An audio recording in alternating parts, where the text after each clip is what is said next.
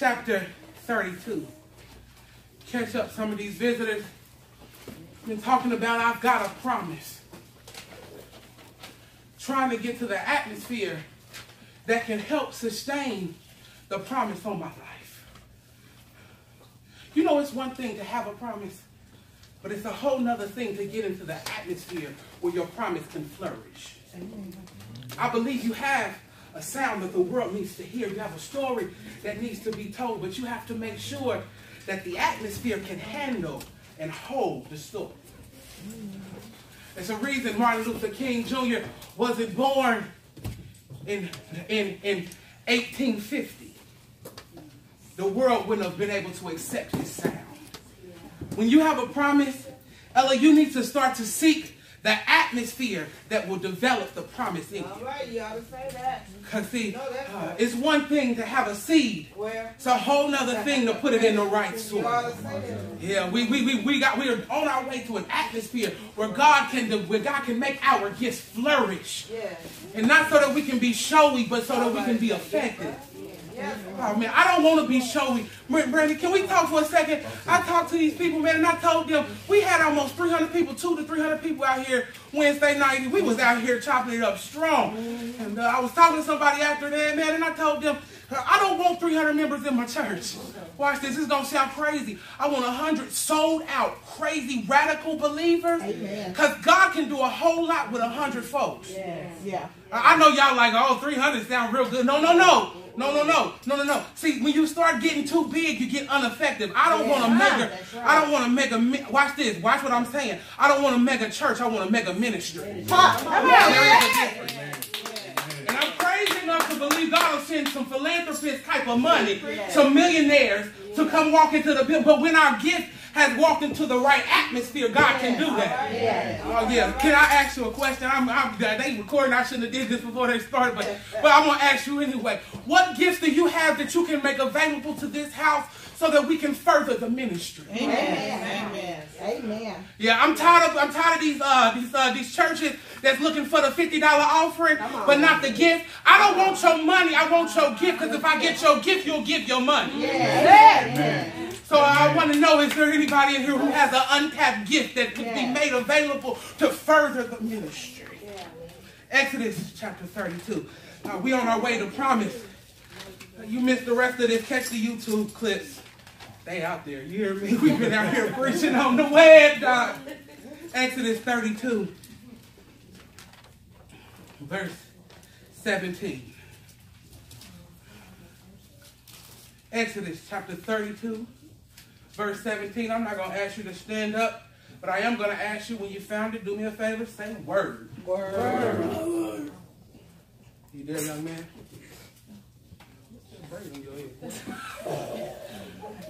Exodus 32 and 17. I'm just silly like this all the time. That's who I am. Man, I think we there. Y'all young people cool? Y'all straight? You ready to rock? You good? Man, I like to wait on the babies so they can read it too. They need to know what's in the book. Amen. 32:17.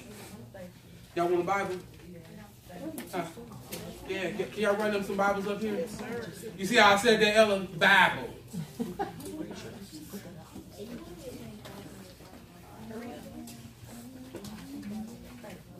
Y'all bear with us. I can't get a word to the people over the web and not make sure everybody in here got it. Amen. That makes sense, right? Amen. You got it? You with me? Exodus 32 and 17? You sure? All right. It's the second book in the Bible. Genesis, Exodus. Y'all know who wrote the book of Exodus? Moses. Good job. I might have to start the Bible Bowl Challenge back up. Y'all sound like y'all forgetting.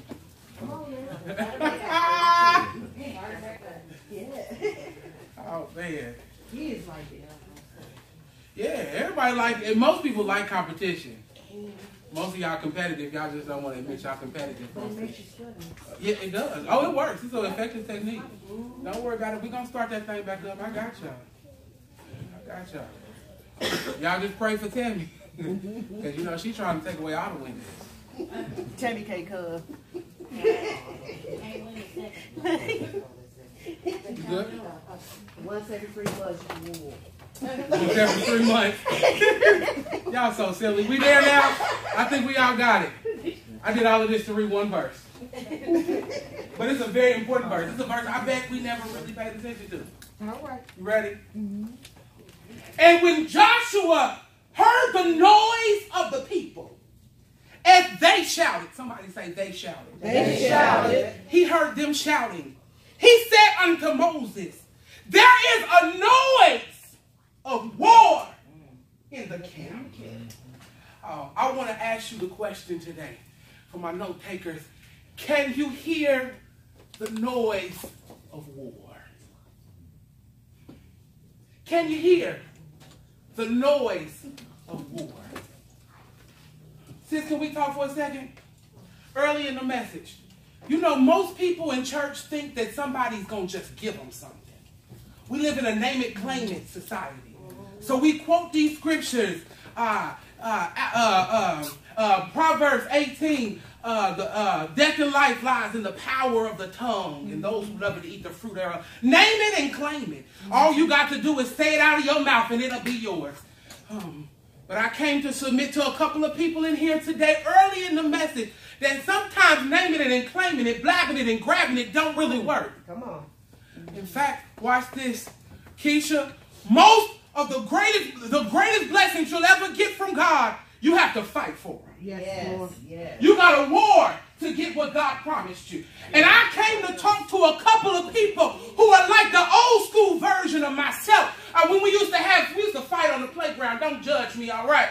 I won't judge you, glory to God. We used to put a line in the sand. I wasn't one of them put a chip on my shoulder, because if you came within reach, I was going to hit you. So I had to put a line in the sand and tell somebody, if you cross the line in the sand, I'm going to put these paws on you. You understand? Right. I need to ask, are there any Joshuas in the room who the devil has crossed the line in your life and you need to war? Yeah. Amen. He crossed the line when he touched my family. Yeah. It's time for me to put on my boxing gloves. Yeah. He crossed the line when he touched my body. Yeah. It's time for me to war against the enemy. Yeah. Is there any warriors in here? Are there anybody in here who wants what God has for you and you don't mind fighting for it? I know this sermon is not for the jellyback, weak-kneed punk Christians. No, if you're a punk, be quiet. And if you're a punk, you might want to leave. But I'm talking to some radical people in here who are willing to win wars on their knees. Yeah. You know, the day has kind of come to an end, Sister Christine, when family troubles used to push Grandma into the closet. But you know, Yates, I've discovered that Grandma won more victories in the closet than many of us have ever won with a fist. Grandma was in the closet calling on children's names, and they was coming out for drugs. Do I have any Christians in here who are willing to fight with faith? I get it. You trying to figure out what's the noise of war. Let's exegete the text. We're going to get beans, greens, tomatoes, and potatoes in just a second. Let's analyze the text. Genesis 32 opens with Moses being on a mountaintop. My Bible class students know this. There's only one piece of scripture in all 66 books of the Bible that God written with his own finger. And in Exodus 32, we find that Moses is laying out before God. And he has 2 tablets laid out before God. And God has literally reached down from heaven, Brandon, and he's writing in the stone. He's writing what we call the 10 Commandments. Literally writing them with his finger. Could you imagine the sight? To be at the mountaintop with God, have these stones laid out before him. You do know Jesus is the stone that the builders rejected. And the stone that is of heaven is reaching down to the stone that is of earth. And he's carving out the word of God. What an experience. Watch this. But you got to catch this, Crenshaw. You have to learn how to have balance. We have too many deep Christians who stay on mountaintops and refuse to go down in valley lows. Oh, I'm going to help some of y'all. Some of y'all ain't going to like this church in just a second, and I ain't mad at you. I wouldn't like me either, because I'm going to challenge you to serve those individuals who you think are outside of your box. Yes. Watch this. Brandon, he was up on the mountaintop, and God said, you got to get out of my presence. Wait a minute. Watch this. Hello. God put Moses out of his presence because the children of Israel were in trouble.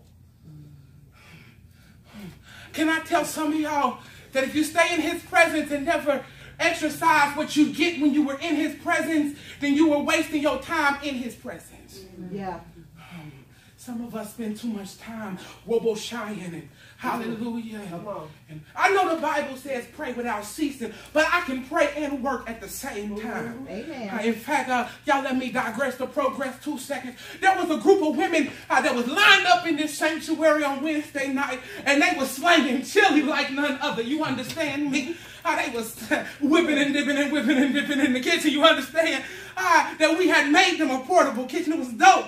Watch this. And some of them I know very personally. Ella, they were putting the chili in the bowl and praying for the individual they were handing it to all at the same time. I need you to understand that the call of God is for some of you to come off of the mountaintop because the valley is suffering. Yes, yes. Some single mama needs your story to be empowered to make it through. Can you come off the mountaintop long enough to minister to her needs? Watch this. I got to keep going. Because see, the valley is suffering because Moses is in the mountain with God. But what's the valley suffering with? The valley is suffering with identity issues. Oh, watch this. Watch this, Crenshaw. The people in the valley, you will remember, I've been walking the Bible here, Keisha, for a while now. You will remember these are the same children of Israel who came out of Canaan, who came out of Egypt land. These are the same children God sent 10 plagues and pulled them out. Same Jesus, God struck rocks and made them water come out. Can you imagine that? That's really dope. Imagine me, take this chair and go, and a river flow out the chair. That's kind of crazy dope, right? That's what God did. He took a rock and he told Moses, take that stick, hit the rock, and I'm going to send some water out. That's dope, right? You imagine walking up to a lake, a nasty lake, that's undrinkable water, and God told Moses to take the rock, take a tree, break a branch off, throw the branch in the tree, and the water starts clearing up. Have you ever seen algae just start dissolving in water? Crazy, right? After all of that, Keisha, they still don't know who they are. Watch this. Tell me, they still don't believe that they're the children of God. Can I tell you that you got to get off of the mountaintop because we live in a society with identity issues. Yeah. Oh, God. Help me here, Holy Ghost. We have a society of, watch this, we have a culture in Christianity that is so teetery-tottering on what worldly things look like that I can't tell the Christian life from the worldly, secular life. Hey, I want to ask you a question. Do you hear the identity issues of the world that we live in? I don't mean to sound insensitive. I love everybody, Keisha. I love gay, straight, black, white, purple, orange. Yeah, I've seen a couple people that done left the tennis salon and they look orange. Glory to his name. I love all people. But watch this. We live in a sexual identity crisis culture. I'm trying to figure out that, Brandon, every day they're coming up with a new label for something. Yeah. Asexual, homosexual, trisexual. It's all of these verbiages when God just made two. He said man and woman. We live in a society where the church has spent too much time on the mountaintop and not enough time in the valley. That's how identity crisis come in. So I need to ask you a question. Whose identity is teetering because you spend too much time with God and not enough with them? Oh, man. Yates, as a preacher, it's easy for me to stay in his presence. It's harder for me to stay in yours. And I, as a human, as a man, I like to take the easier route. So I'd rather bask in his glory than serve you most often, because serving you is costing me something, but serving him in his presence is filling me up. So perhaps you're on the mountaintop. Maybe you're a valley dweller. You're dealing with identity issues. But I suspect the reason I haven't gotten very many amens, Tammy, because there's a third group in the room. Watch this. I'm about to walk some heavy principle out fast. When God gave me this, I was like, whoa. Here it is. I'm actually at my text. If you give me about 15 more minutes, maybe even 10, I'm going to get you to them. There's some cookies in the back. What you think? Hallelujah. With the M&Ms in them. Somebody ought to say amen. I like M&Ms too, baby. Here it is. Here it is. Here it is. Joshua is not in the valley. And he's not on the mountain. Joshua is in the middle ground. Watch this. Moses is coming out of the presence of God, glowing with the glory. Joshua can't see the children, but he hears the sound of shouting and party. Yeah, I wanna let me work on the sound real quick, because Brendan, we'll miss the text if we don't work on the sound. Here's the sound, Keisha. The children of Israel had they took all the gold they had taken out of Egypt, and they started making a calf. Y'all know the story. Y'all look like y'all done been to church a time or two. Man, they took this gold and they put it in the fire and they made an animal. And the children of Israel took it out of the animal out of the fire, and they started to worship the animal instead of God. Watch this. Crenshaw, the sound that Joshua heard was the sound of people worshiping other gods. Watch this. With the risk, I don't want y'all to explain this to these children after y'all leave here, because I don't mean to get too vulgar, but they was down there getting their freak on. They was naked. Watch this. Joshua heard the sound of pornography. Oh, I know y'all don't like talking like that in church. Came to the wrong church this morning because they was swerving. They was getting their swerve on in the valley. You understand? Yes, Lord. They was getting their swerve on in the valley. They was down there parlaying. They had a little wine with the parlay. Oh, y'all understand. You excuse me, because I know we live in 2019. It was probably made in the 1970s. But in my mind, I heard some of the old 70s grooves in the valley.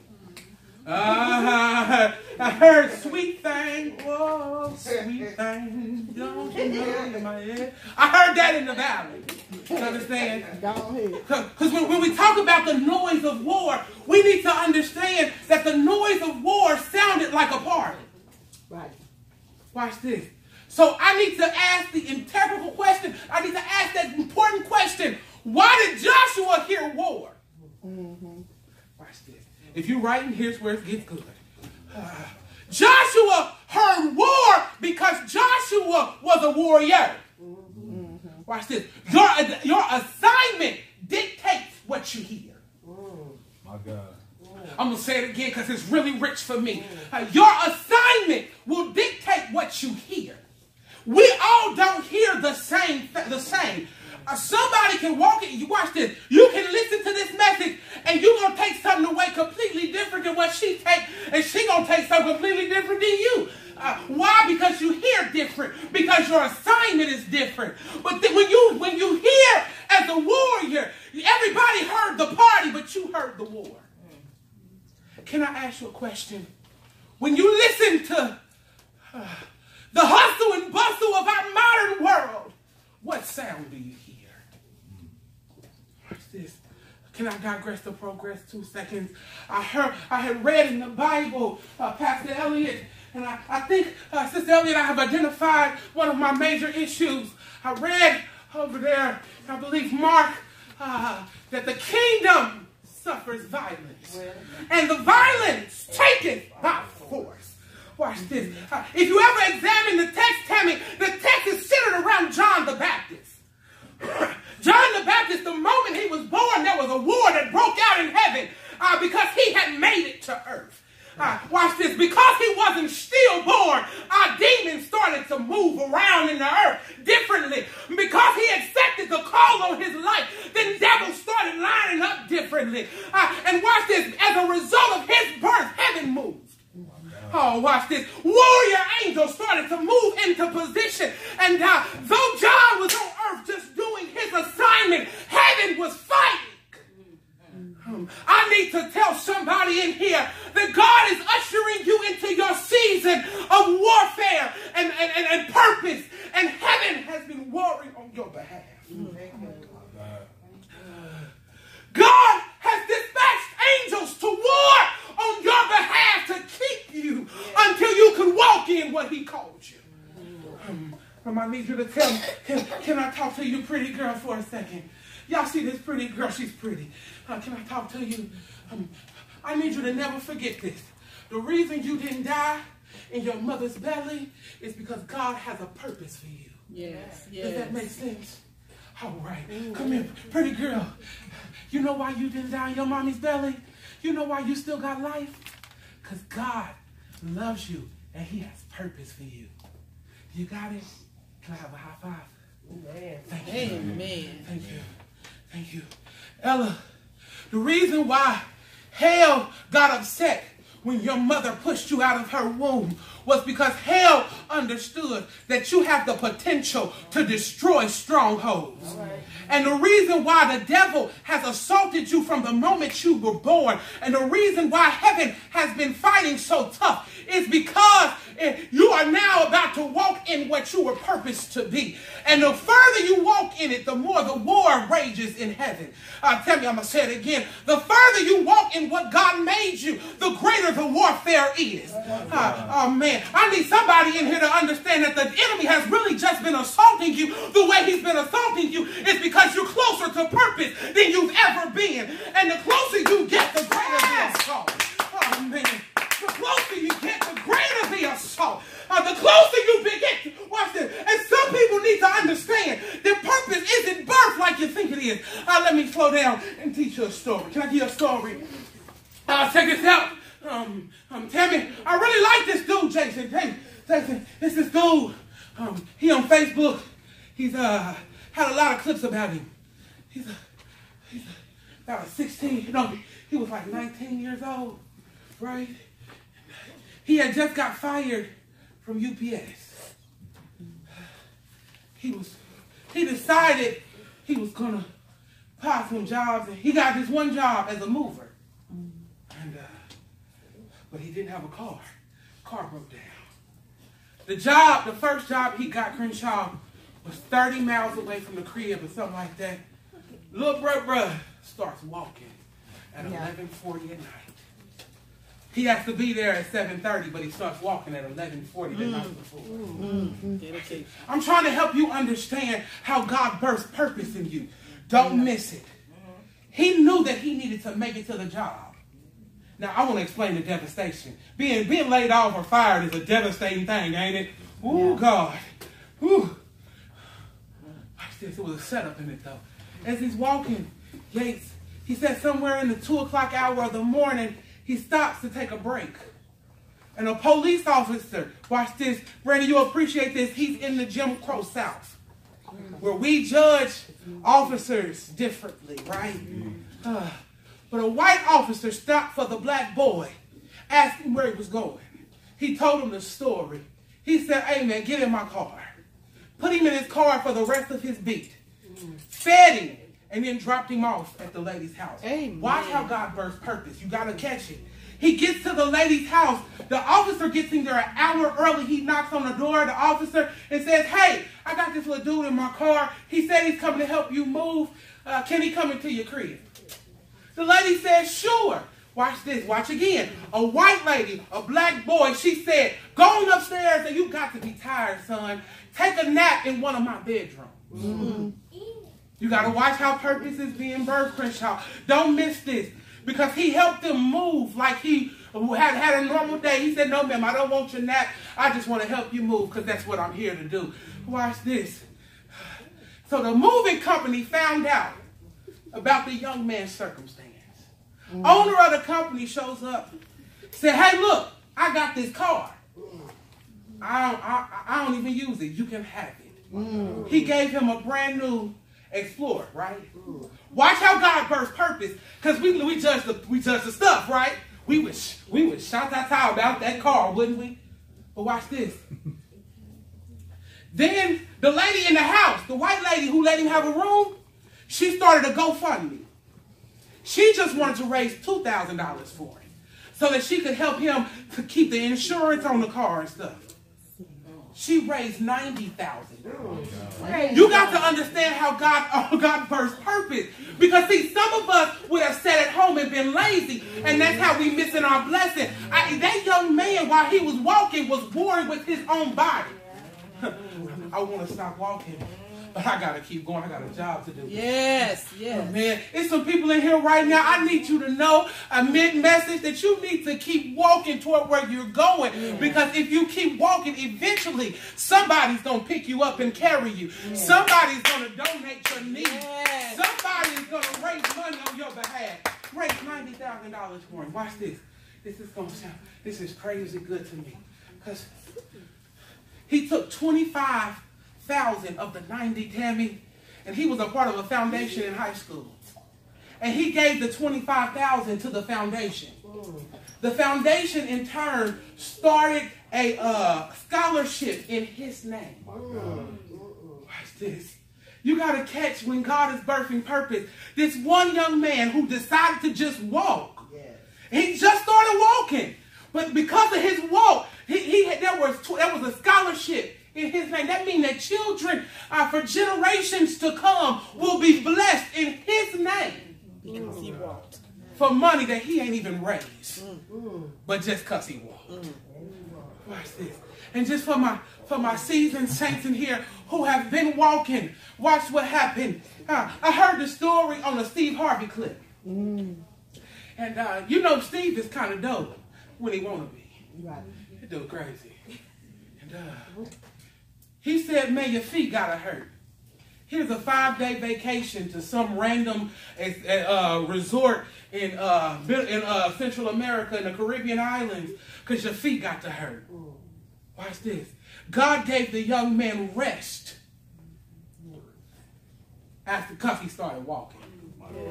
Yes. At 20 years old, this young man had $90,000, a scholarship in his name, a brand new car, and outside of the United States vacation fully paid.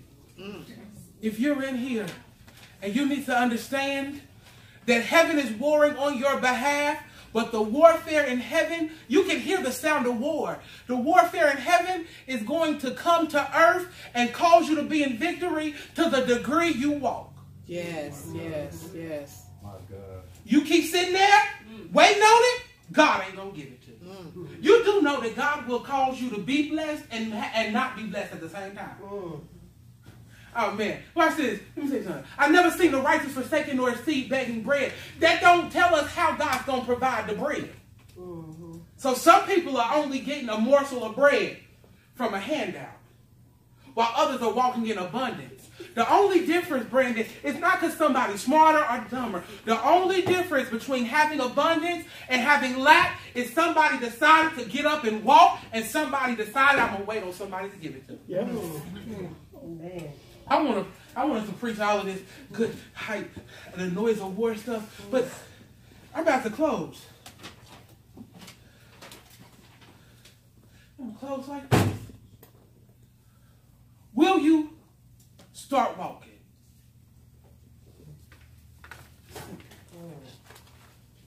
Will you fight for what you believe God has for you? Or will you be like the church of 2019 and sit on padded chairs and wait on somebody to bring it to you? Will you start the business? Or will you wait and be an employee all your life? I ain't fighting nobody, but it's some businesses in this room right now that are untapped. And it's really taking all of the Holy Ghost in me to keep me together, because some of y'all have dreams and visions in y'all, and they've been there for years, and you just sitting on them. Wake up the gift. Shake up who you are. And tap into the rest of your life. Amen. So I don't give you the prophecy today that the ladder is going to be greater. The ladder is going to be what you make it. Amen. Amen. We have done people an extraordinary disservice because we tell them that God's going to bless you in the end. No, God's going to give you the reward of the fruit of your life. And if the fruit of your life has been vile and wicked, then all you're going to eat at the end is vile and wicked. Yes. Amen. If you've had bad money management skills all your life, stop looking at 70 to wake up and be rich. Because it don't happen. Amen. Ella, I'm sorry. I wanted to, we're going to come out in victory. Hallelujah. I wanted to do all of this kind of carrying on. But I need people to know. Nevaeh, listen to this. How you handle today determines how your tomorrow looks. Yes. Watch this. I want you young people to listen to this. I used to tell my kids this all the time. What your grades look like is what your job will look like. Amen. I need some adults to say amen here. Amen. Yes. Your GPA equates to what your job is going to look like. Now, I know some of y'all is cool with McDonald's jobs. I'm not going to argue with none of y'all. You have your McDonald's job, but understand you can't work at McDonald's and have a Bentley too. That's right. That's right. So you need to decide which kind of life you really want for yourself, young people. Now let me talk to some of my seasoned saints. It's never too late to fix it. That's right. Watch this. Some of us may not inherit all of the promise, but I'd rather die with a piece of it. Yes. Come on. Watch this. Than to die empty. Yes. Oh, man. Yes. Oh, man. Because see, watch this. I've been through too much hell. I done had too many sleepless, crying nights.